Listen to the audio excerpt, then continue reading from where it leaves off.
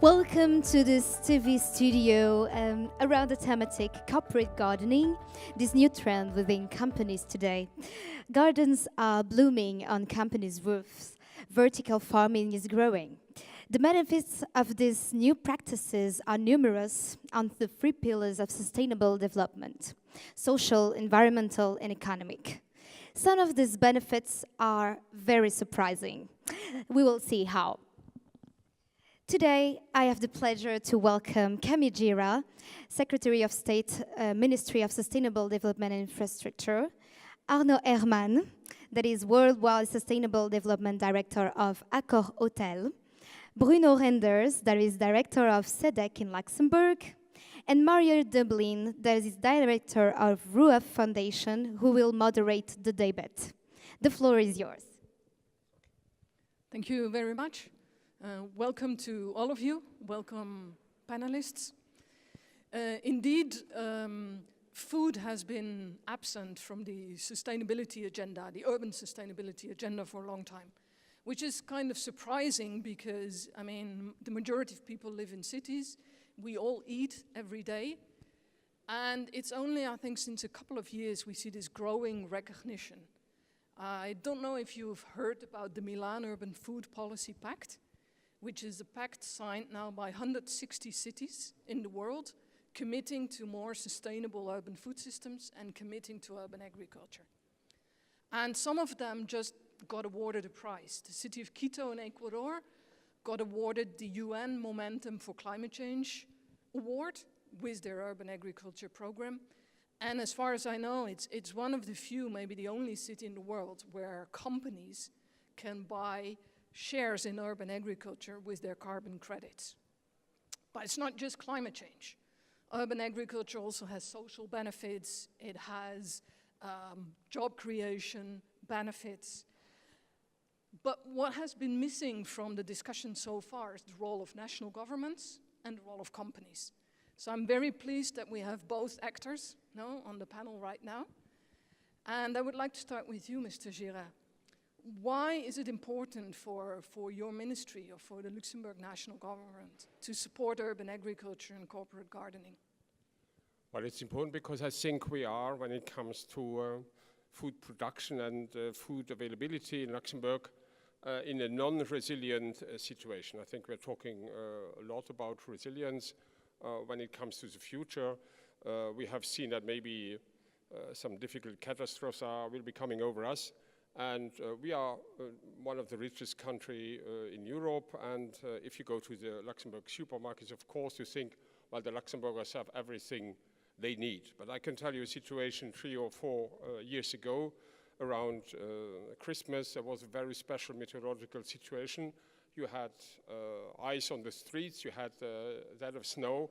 And after a few days, you didn't find very much in the supermarkets. And if that situation had lasted for 1 week more, the Luxembourgers would have eaten just 2 things, namely meat and milk, because the common European agricultural policy and the national agricultural policy has pushed the Luxembourg farmers in the last 30, 40 years to maybe produce 2 or 3 things, milk and meat. And for the moment, Luxembourg is importing more than 95% of all fruit and vegetables. And I think this is neither resilient nor sustainable.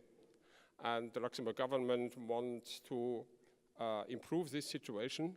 And I think, of course, in the classical agriculture, there should be more production of food and fruit and vegetables. But we think there's also an occasion with this movement coming up, bottom-up movement, for corporate garden. And we are working on 2 levels. We have a general convention with, in the meantime, all the municipalities in Luxembourg. It's called Climate Pact, and it's implementing very concrete climate policy on the local level, and there are different actions, more than 80 actions being implemented. And at the beginning, the communities dealt most with their own business, their buildings, and so on. And we arrived in the government, we enlarged the purpose of this climate pact, and we got in contact, and we have a convention with the Luxembourg branch of the Transition Town Movement. It's called Center for Ecological Learning in Luxembourg, and we gave them resources, and they are going now to every municipality that wants it and promoting collaborative actions that can start with a common PV installation on a public building, but also a corporate garden. And I'm very happy. There's so much demand. They can't respond to that demand.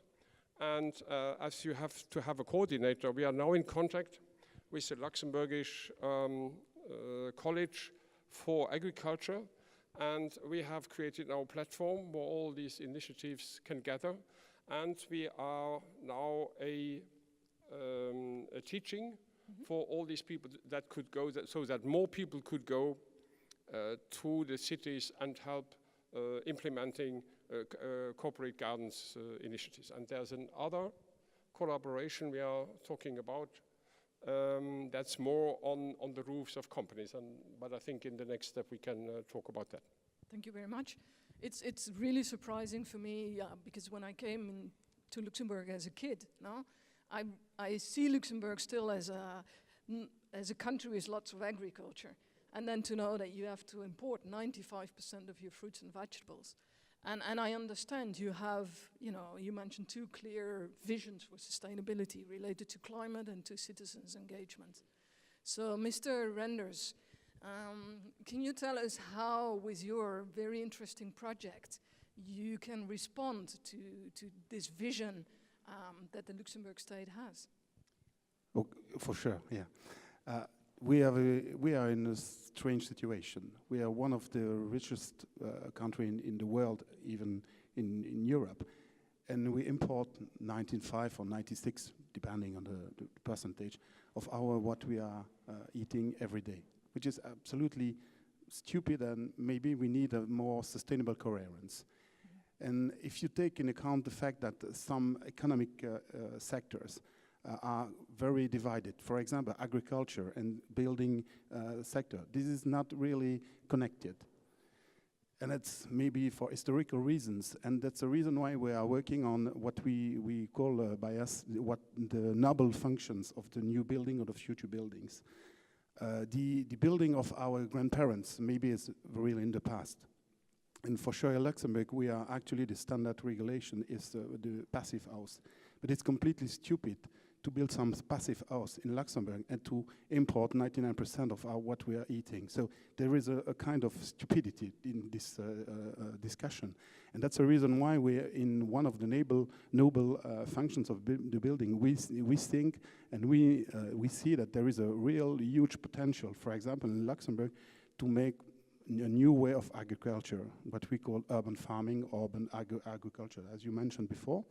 And that's the reason why that's very interesting. It is not only a sustainable point of view, it's also, but this is a real sustainable point of view, because we are in the mix between economic, social, and environmental pillar, just in the middle. We can make business with tomato on the roof of the top of the buildings. We can make that, and I'm sure that you will mention that also. But this is also a social very impact of the corporate enterprises into this sustainable management. So, and for sure the environmental is also a big benefit for that, because we don't have transportation and something like this. That we are working together for a couple of months, and we would like to develop a project which is a demonstration greenhouse, new greenhouse, smart greenhouse, if you want, in our building in Luxembourg, in Bettembourg, just in the south of, which is of Luxembourg, which is a 600 square meter greenhouse facility, which is supposed to produce, for example, 12 tons a year of fruit and vegetables. 12 tons. It's not nothing. 12 tons.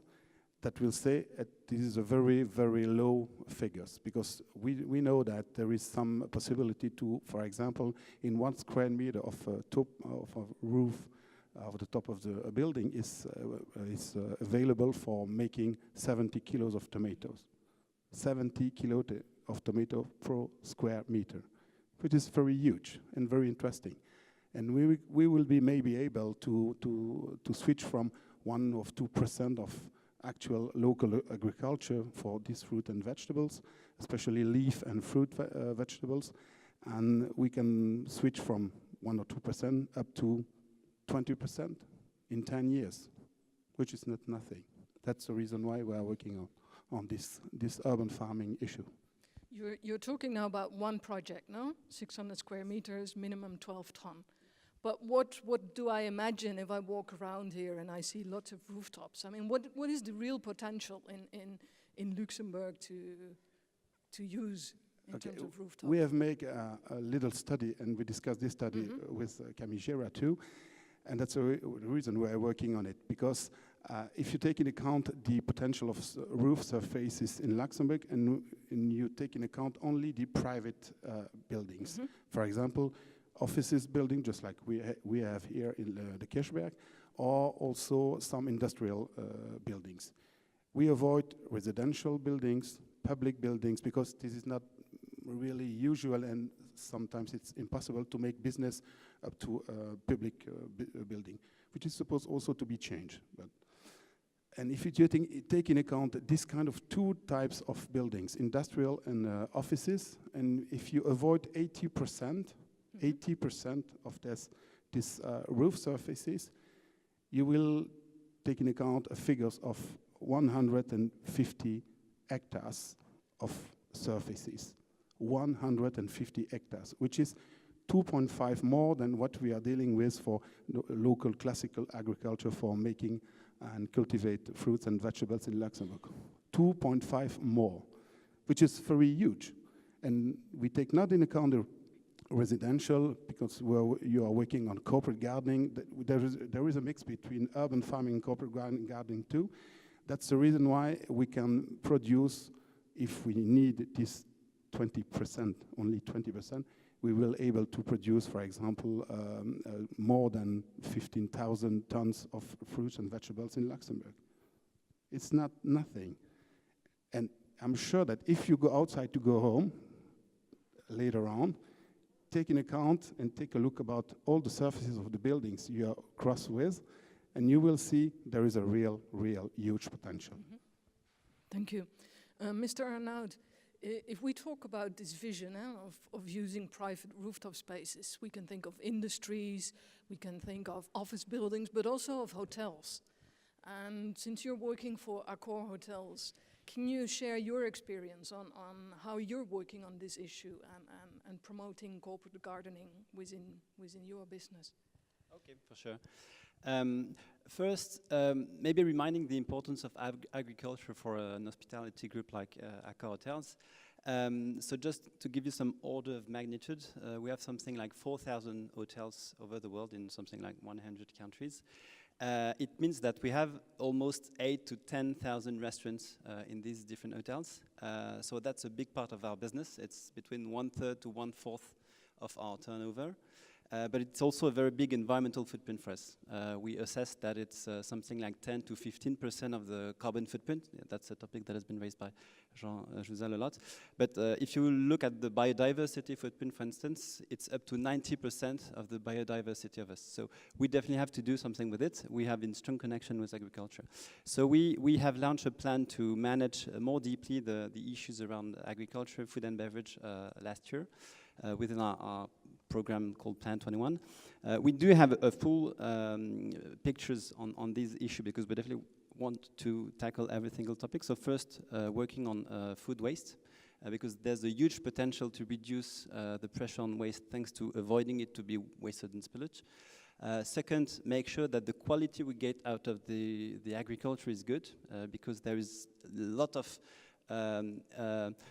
preparation that make to deliver products to the client that are not healthy, too fat, containing too sugar, etc., etc. So making sure that we deliver right and good quality products to the guest, and then paying attention to the way the food is produced, growth, and having in mind these environmental challenges. So we have some plans to work all together with agricultures, and on top of it, and I come to gardens, urban gardens, we decided to push for urban gardens in our whole hotels. So we have a target of 1,000 gardens by 2020, and we achieved so far 700. So it has been a very fast move from our hotels. The reason why we decided to push on it, actually, there's two main reasons.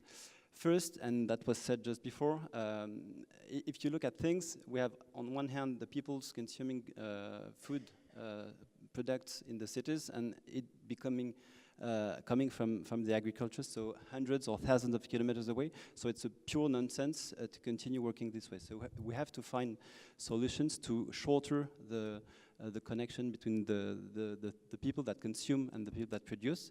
And so the shorter circuit is producing directly into cities. So that's a real sense of history, so we will push for it. And the second, so we wanted to be part of it. We wanted to help the industry grow, try to identify pilots, see what can work, what cannot work, and help the whole actors around the city gardens to be involved and work on it. And the second main reason is purely a marketing reason. So we know that our consumers are expecting more and more fresh products, local products, good quality products without any chemical content. And one of the solutions, of course, is to produce directly into cities without any chemicals. And that's working a lot. So each time we've been able to grow our own products and deliver it to the restaurant, into the tables, the reaction from the guests are very satisfying. This being said, so we have to be very careful about agriculture inside cities. We know it won't sustain our restaurants, so we won't get into food autonomy thanks to urban agriculture so far. So we'll continue to work also with the traditional agriculture. My understanding is we don't have to put into a position the agriculture in cities and the agriculture in the traditional way. We have to find ways of conciliating it. And second option, so that's a consequence of the first, we also have to work on the traditional and what we call the incentive current agriculture. So we also have to find solution for the current agriculture because we will have to continue relying on it for milk, for meals, for other sources of production that definitely cities cannot afford for. Thank you very much, and I'm really envisioning, the city of the future with Bruno's greenhouses, with your rooftops on our core hotels. And I think you're right. I mean, when we did studies, we found that on average, cities could produce about 10% of their food. So if in Luxembourg that's 20, I think that's already a high achievement. But that 10%, maybe 100% for specific fruits and vegetables, and only 0.5% or 1% for meat, for milk, for staple products. So Mr. Gira, listening to these examples, and you hinted towards that, the kind of support that your government, your ministry is giving. Can you explain a bit more what that support consists of? Is it doing studies? Is it financial investments? Is it changing laws and regulations? What can a government do? Well, it's a little bit a mix of that all.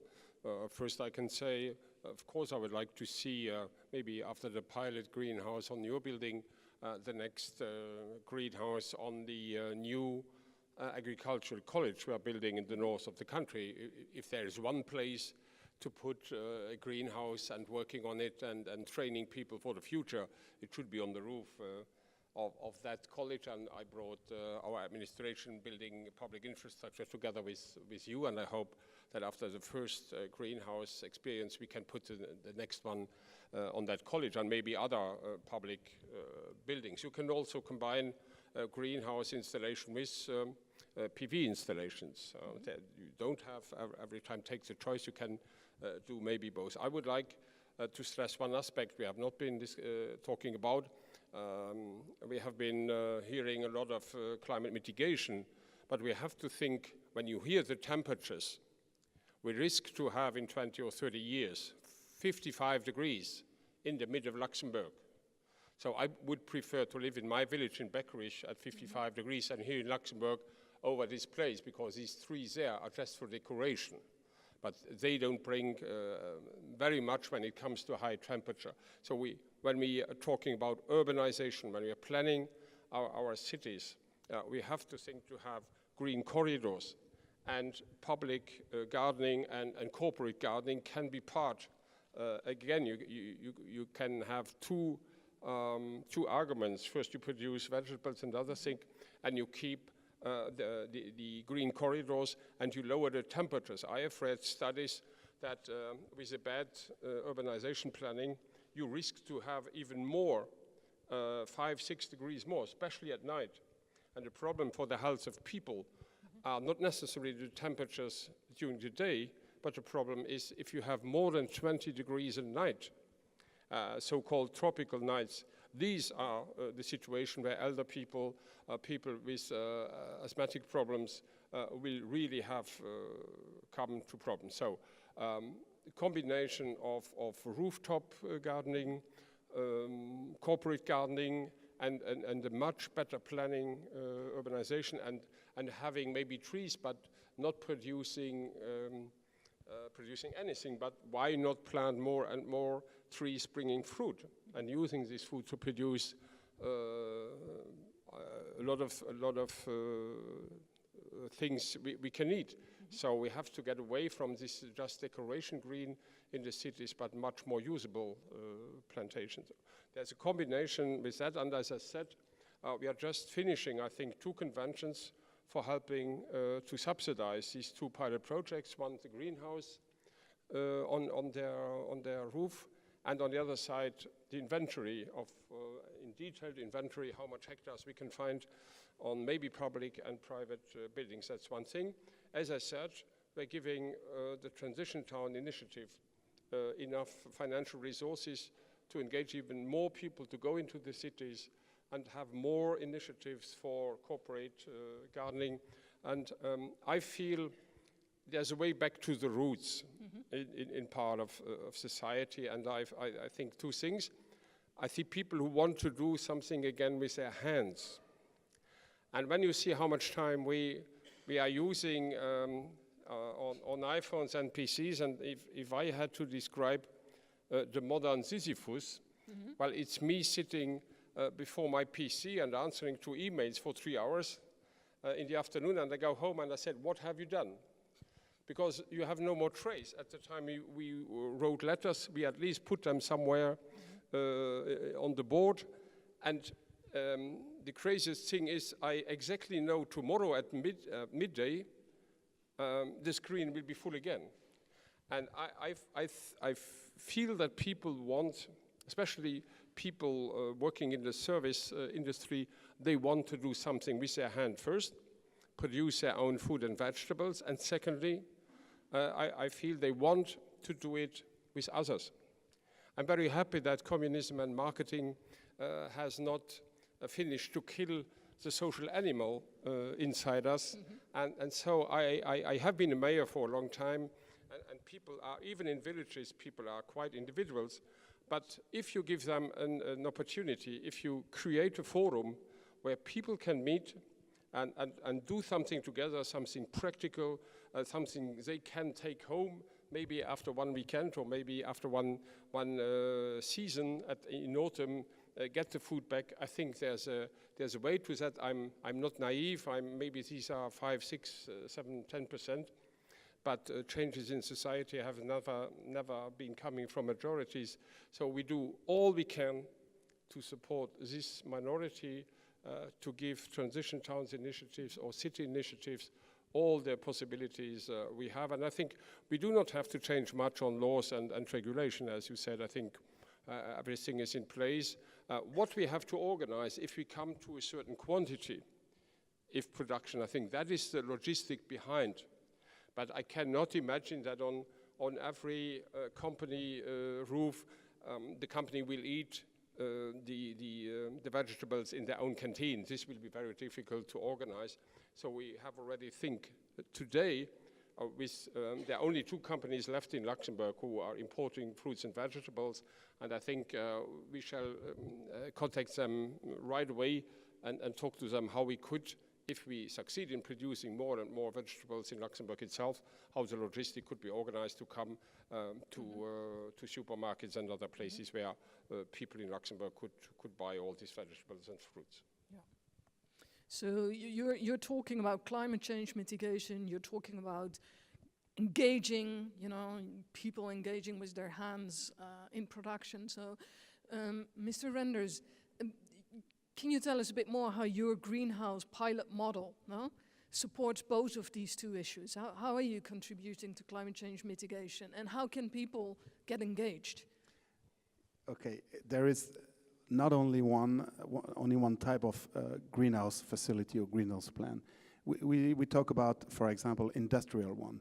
If you have a big industrial building, you can build up a new greenhouse facility, and you can produce salad, tomatoes, whatever you want.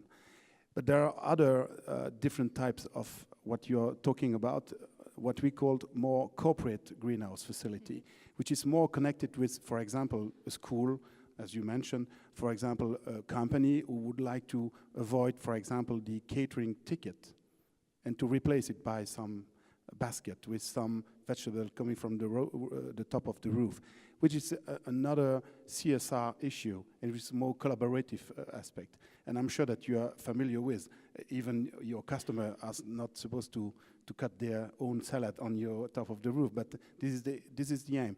The collaborative approach is also deeply involved in the urban farming issues. And we don't speak about jobs, but I'm sure that you are familiar with this discussion, because there are also a big interest about new green jobs. And for example, building a building, it's one way. To be a farmer is another way. But just in the mixed, in between of this kind of classical jobs, there is some new. For example, urban farmer, which is not really a classical agriculture. We talk about hydroponic agriculture. We are supposed to make the culture into water, for example, which is absolutely not a stupid idea. It's a good one, but this is new jobs, and this is also a kind of more collaborative and sustainable society when you mix some economic point of view, the environmental one, and also the social one with this kind of green jobs. And there is another way. You speak, Camille, about the logistic and distribution issue, which is a huge one. It would be completely stupid to produce some tomato in Wils in the north of Luxembourg and just to transport it just to Esch in the south of Luxembourg, which is quite stupid.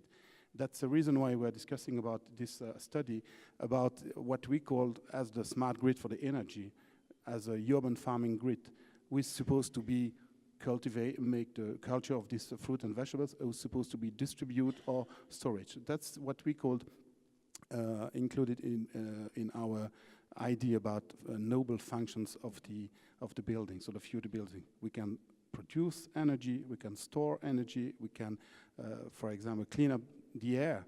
And you mentioned the corporate gardening, which is absolutely interesting about the new smart and sustainable cities.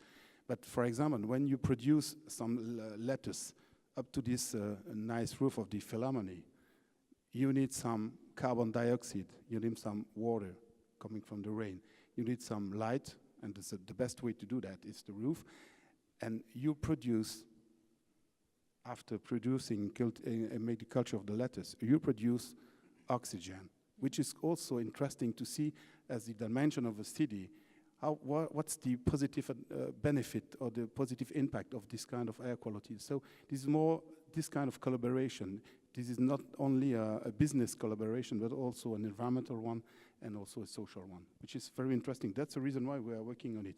Even it's quite difficult to convince, for example, a building promoter to be aware about the fact that you can make business with lettuce on the Philharmonie, which is, for the moment, absolutely stupid. But your question to the minister, it was also what the government could do. And a big obstacle is the regulations, because the actual administrative urban planning regulations are not in a positive way to do this kind of pilot project too, because it's very difficult, because you know that building sector is very normative sector with some, for example, 10 years guarantee and something like this, which something it's absolutely incompatible with this kind of new project. That's the reason why we speak about what we called a kind of free zones, free administrative zones with some common interest projects who could be able to do that. And however, it should be a little bit difficult. For example, right now, actually today, it's not possible to put on this roof a greenhouse facility. It's absolutely impossible on the administrative point of view. But we are working on it, and there is an open-minded in government to do that, and to be able to put on the market some flexible regulations too. So this is also a smart country. So this is also that. Thanks. I think there are on international level, also some new thinking, like in the BREEAM and the LEED certifications for sustainable buildings. There is now mention of urban agriculture. So I think we could use those also at national level. And I'm still wondering, Mr. Arnaud, have you in your hotels, because you also have hotels in warmer climates, no? Have you seen an effect of having those rooftop gardens on temperature, on lowering temperature? Well, we do have indeed gardens everywhere, but you don't have to look for a very far place to find effects on temperature. We have one very good example in Paris. We have one of the biggest garden in Paris in one of the Pullman Tour Eiffel. It's a 600 meter square gardens on the top of the kitchen roof.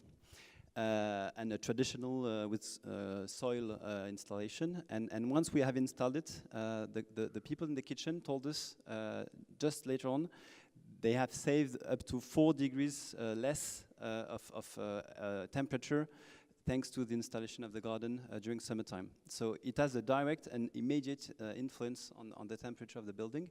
We have other examples so it's completely different in Bangkok. We have installed something a bit original. It's spiruline production, so it's a kind of a microorganism that can deliver protein. And so it's big containers of water that helps producing, and with the warmth of the sun, you produce the spiruline. And once again, as soon as we have installed this equipment on the top of the building, we have saved up to 15 to 20% of energy consumption, just because of the water absorbing the energy coming from the roof. So, put at scale in a city, it can definitely have a big, huge influence in the global warmth you can feel inside cities during the summertime, definitely. So it's clear that for companies, it's not just social and environmental responsibility. There's also an economic effect. No? They can save on energy costs. They can open a niche market for customers. No? They can recycle heat. They can recycle CO2. But going back to Mr. Render's also a bit more critical question. I see this opportunity, but I also know of a farm that you also know, which is called De Schilde in The Hague in the Netherlands. It's a 3,000 square meter rooftop and supported by different companies, amongst others Philips. But the costs of the farm were €1 million. So if we're talking about job creation, why should we invest that amount of money in a greenhouse and not in social enterprise programs or job training programs for youth? How do you see that? Yeah, you can make both of them. The problem is if you take in account, and to be honest, I don't have the figures. I don't know the money, the amount of money, but maybe you do. I don't know what's the influence of the financial impact of the actual traditional European policy of agriculture and the impact in Luxembourg. I don't know any idea, and it's quite very difficult to understand and to know that. What's the amount of money? But if you push this kind of money, exactly as the same way from the solar panels and something like this, that you have to have at the very first beginning an incentive. But in this case, when you put some solar panels on the top of the building, which is maybe an environmental behavior, a very positive one, also an economic one, but you don't have any social impact. But if you take into account the fact that replace this kind of photovoltaic solar panels and put there a greenhouse facility, you can produce vegetables, you can produce jobs, and you also can produce some food, biofood in your plate every day. And that's maybe a big difference with the energetical, for example, point of view, because we are dealing every day with food. We are not dealing every day with energy, or we don't have the idea to do that. Even we do that, but that's the aim. And you're right when you said there is a mix between environmental, social, and economic benefits. And maybe this is also a kind of noble function of the CSR issue, because if you can make business on the social and environmental and economic smart and positive way, that's for me sustainable. And this is not really critical. But taking account the fact that you have to push some public money to make financial incentives to do that. And if we can do that, everything is on the right way. You wanted to add something? Yeah, I would like one argument from other side. I would like the value of put the value of trust in this discussion. I'm quite astonishing when I compare our behavior when it comes to wine and when it comes to classical vegetables and fruit. So would you buy a bottle where it is said, this is wine from France? Yes. You want to see if it is a Bordeaux, if it is a Côte d'Or, if it is a Beaujolais, and you want to know the year it has been produced, and maybe you wouldn't like to know not the farmer, but the grapes which is hidden. But you go to the supermarket and you buy a salad where you don't know where it is coming from, how it is produced, who has been the farmer. And I think this is crazy.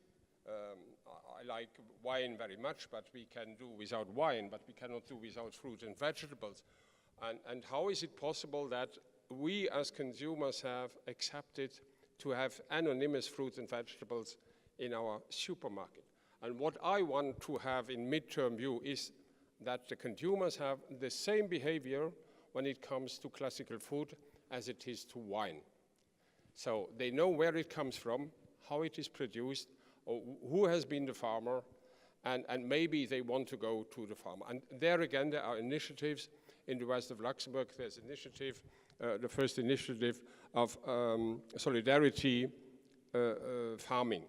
And consumers are sitting together with farmers, and they are talking about trust. And they say, okay, let's discuss together, how can we organize that? And there are consumers who agree to say, okay, you get 500 euros from me in spring, and you bring me what you are producing, and I will eat what is the seasonal production. And this is a way we have to support. And there you have trust. There you have sustainability. Of course you won't eat some strawberries at Christmas, but do we really need strawberries at Christmas? Or is strawberries who smell at least like strawberries, you don't find them for Christmas in Northern Europe. So there's a whole movement. I think this rooftop gardening, this corporate gardening in cities and in villages even can help us to bring producers and consumers together, help us to bring trust again between producers and consumers, and bring people more importance. The only way to solve the farmer's problem is that tomorrow people want to invest as much in their vegetables and fruit as they are agreed to invest in their wine cellar. So this is the way we want to push. This is a long way, and we are also supporting in the north of the country une école du goût, how should I call it, a school of smell, because with all the sugar and other things babies already get at several weeks, they are losing their smell, and we have to start at zero and bringing back again and smelling the difference between a strawberry coming from the northern of Europe and one coming from the south. And we are supporting an NGO which is called Seed, and wants to keep the old seeds, the regional seeds, and not just having maybe 3 kinds of apples all over the world. That is not, so all these initiatives we are talking about here can help us to bring a society back again to the roots, as I said, and giving more importance of very good and regional and locally produced and ecologically produced food. This is a long way to go, but there's no reason not starting today. No, I totally agree. We've taken food too much for granted. And I'm also happy that you said, that customers are demanding for better food. So just to round off, no, please add from your perspective to this discussion and tell us a bit what your vision is. Where will you be in 2 years' time? I can start. Yeah. No, I was just wanted to say that you're completely right in the fact that with the small feedback we get out of the experience we are running for 1 hour and a half so far, the most important feedback and benefit we get out of these gardens was a societal value out of it. So first, an ability to reconcile people around a very emblematic place and area in the city. For us, it means our employees, our guests, and even our neighbors, because we have some gardens that are open to communities. And that's very important because we see ourselves as a place where we want to live, where we want to take time and to give more living places in the cities, and this is definitely a topic that can address these issues. And the second topic is very, very true as well. So giving more value to food by showing it, experiencing it. So we have some hotels, for instance, that are thinking about creating some experiences for guests where they can spend some time in the garden, experience using it, tasting, smelling, being involved with the chef of the kitchen. And that's working very well because we're in a place where urban people are disconnected from agriculture. So they want to understand more what it is. And this is a way to reintroduce values and costs to the product as well. So that's definitely a very important learning so far. So what's next? For sure, we need to scale up. There's no discussion on it. And scale up means both at local level and being able to duplicate schemes in many different cities. But I do believe that we have to find clues in every single cities. I think the right dimension to address this topic is the cities scope, so find the right balance between the public authorities, the corporates, and the citizens. And second, don't, and that's what I said also at the introductions, don't put into a position the regular agriculture and the urban agriculture. We need both, and we have to find ways to reconcile these two kinds of agriculture as well. Thank you. I think that's a perfect statement to round off this panel. I think we could talk for 3 more hours, but thank you very much. And I'm really looking forward to come back in 2 years' time and then see Rooftop on the Sofitel, on the Philharmonic. And I hope that the next government next year will continue the good work, or that you're still re-elected. So I wish to be the next government, you must say that. Yeah. Thank you very much. Thank you all for your contribution, new approaches and several solutions. So I wait for you all here right in 5 minutes, for well-being at work. We are going to discuss this thematic in details. So thank you so much all.